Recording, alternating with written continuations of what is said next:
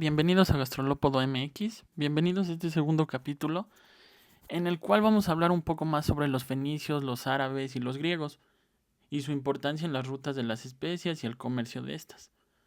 En el capítulo anterior habíamos hablado un poco sobre las especies ocupadas por los egipcios en su embalsamamiento y un poco sobre el enebro. Y habíamos visto cómo para los egipcios fue tan importante las especies que los llevó a buscar el control del suministro de estas especies.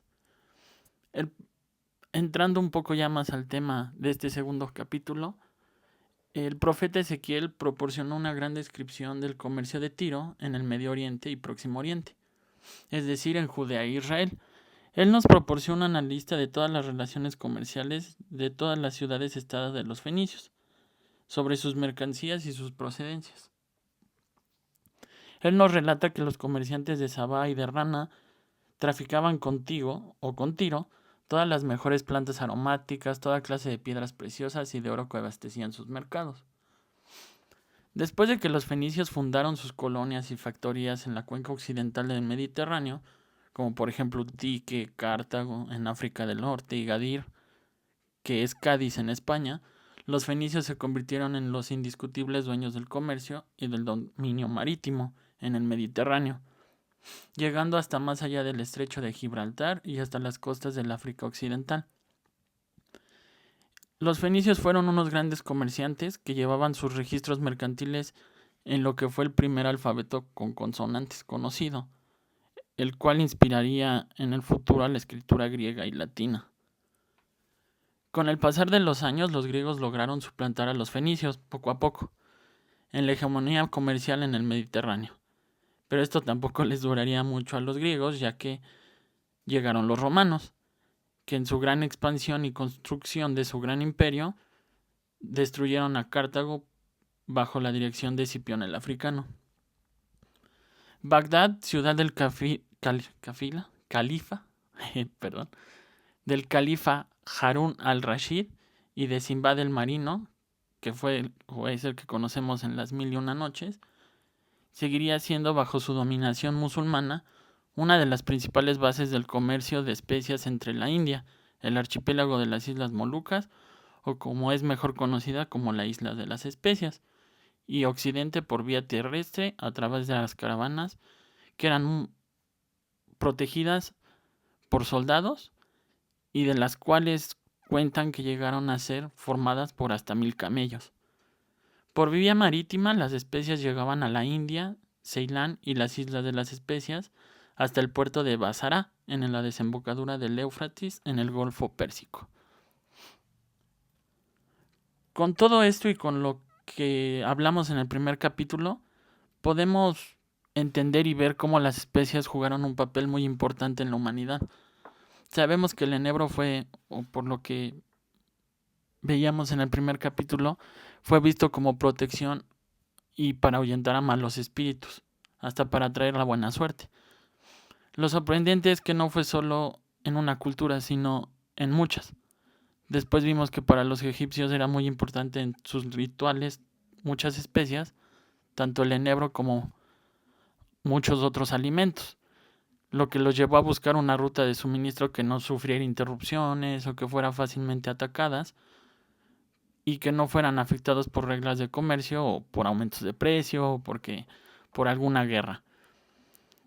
En muchas otras culturas se sabe que transformaban en un alimento celestial. Todas estas especias conformaban un alimento celestial. Y por ejemplo sabemos que las semillas de cilantro eran asociadas con el maná. También tenemos que destacar su importancia en el lugar que ocupaban en la alimentación terrenal, ya que los intercambios comerciales y culturales eran llevados a cabo principalmente por los pueblos semitas, los cuales fueron revelados por otros pueblos orientales y occidentales. Todo esto teniendo un impacto en grandes personajes a lo largo de la historia, como por ejemplo, si escucharon unos ladridos atrás, una disculpita, mis perros dijeron, estás hablando de algo celestial, pues nosotros nos comunicaremos celestialmente. Pero volviendo un poco al tema, esto tuvo un gran impacto en grandes personajes como Toscanelli, Marco Polo, Cristóbal Colón, Vasco de Gama y algunos descubridores portugueses. Las especias y las plantas aromáticas formaban parte de las grandes riquezas del mundo, estrechamente relacionadas con el oro, las perlas y las piedras preciosas. Esto nos permite entender y darle una explicación a cómo todos los descubridores o a estos grandes viajeros los impulsaba a correr o a navegar con tal de encontrar nuevas rutas, nuevas especies o vencer en velocidad o en rutas a sus enemigos, lo que los llevaba a tomar muchos riesgos, llevándolos incluso hasta la muerte. Con el pasar de los años hemos perdido el sentido del tiempo en el que nuestros antepasados vivían. Para ellos navegar no era algo sencillo, dependían de rutas, protección, clima y evitar a la mayoría de países para no perder una oportunidad de generar riquezas o volverse el nuevo o la nueva gran potencia, lo que engendró codicia, celos, envidia y competencia entre todos hasta en sus propios connacionales. Con el pasar de los años y la globalización, el comercio ha adquirido reglas y ha unido a naciones.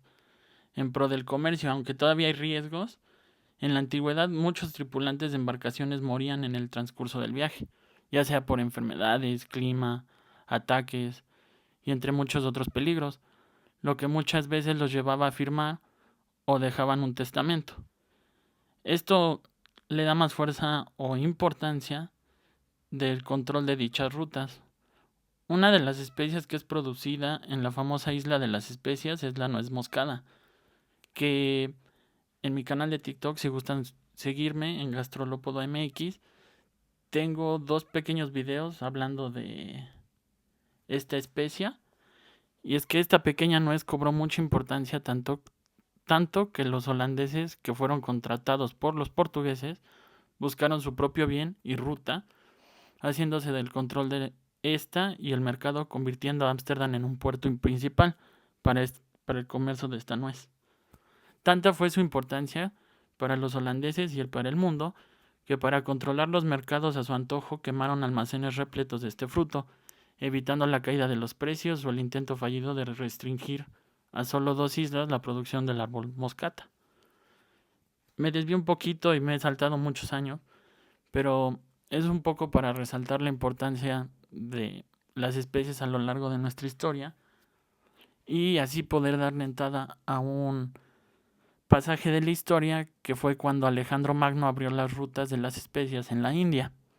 Alejandro Magno, al vencer a Darío en el año 333 a.C., se dirigió hacia el sur para someter a las ciudades fenicias.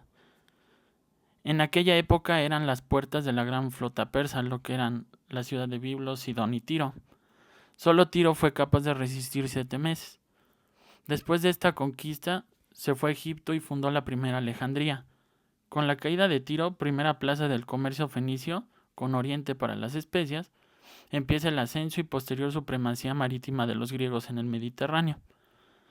Alejandría pudo convertirse así en la primera plaza comercial del mercado de las especias y mantuvo su gran estatus hasta su próxima conquista. Alejandro continuó su camino en generar este gran imperio y se dirigió hacia el Indo, pasando por el Indo Kush, así generando una de sus últimas batallas donde venció al rey Poros. La ruta de la India hacia el este quedó despejada.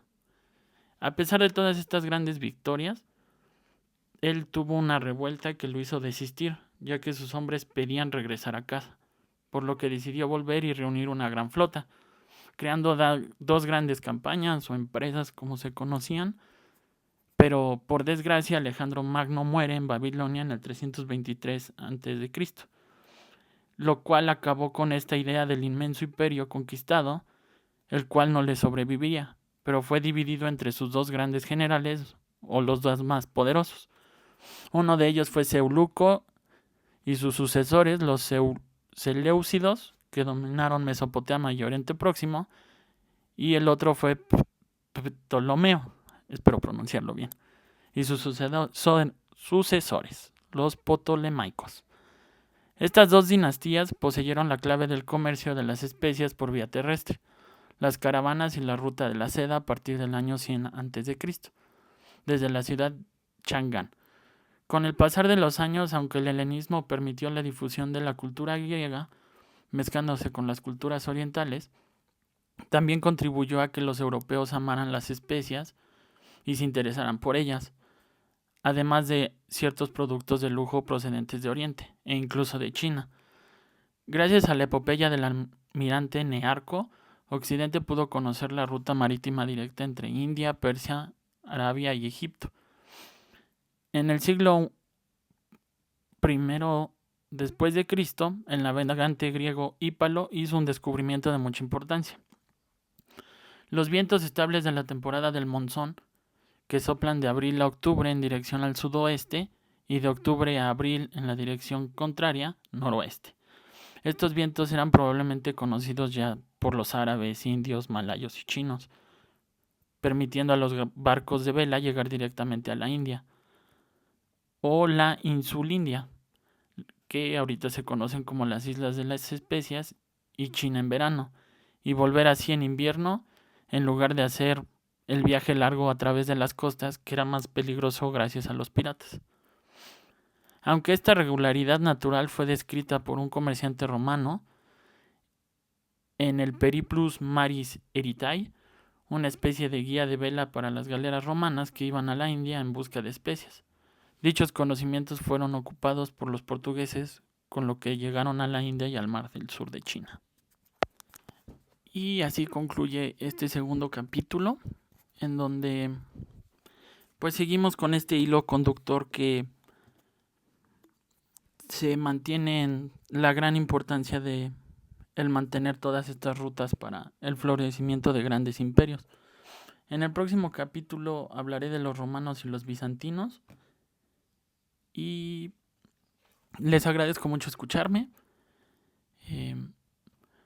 Si ya escucharon el primer capítulo, por favor síganme en TikTok, en YouTube. Si les gustaría que hablara de un tema en específico, por favor díganmelo, escríbanme en los comentarios y les agradezco mucho.